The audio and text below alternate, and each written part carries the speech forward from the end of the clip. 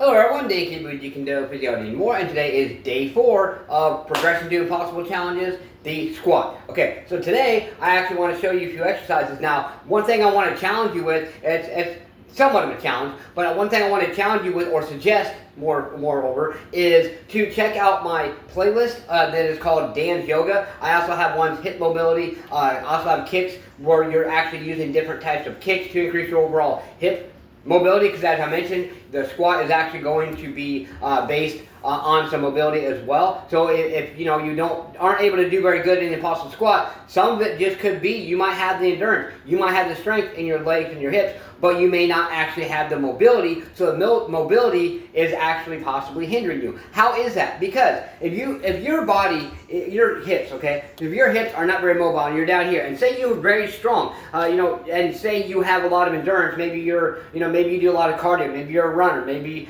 for whatever reason you have a lot of endurance in your legs, but if your mobility is lacking and you're sitting there trying to force it into a range of motion where you are not used to, or you basically are not to that level yet, then your body is going to be using more energy. You're actually going to be fatiguing a lot faster because you're trying to force yourself into a position regardless of your conditioning level or whatnot. So what I want to show you today, and like I said, check out my playlist, Dan's Yoga. However, I want to show you today. So one thing we can do, I've showed you, obviously, just simply do the narrow, the narrow horse stance and then the wide horse stance back and forth, but also changing your angle. This is really going to make a hell of a difference. Actually, I do this as part of my leg strength training, and I actually will do this. I will do weights with kettlebell or whatever. I will actually do them just like this, and even sometimes at the end I will literally do a jumping squat or a few jumping squats.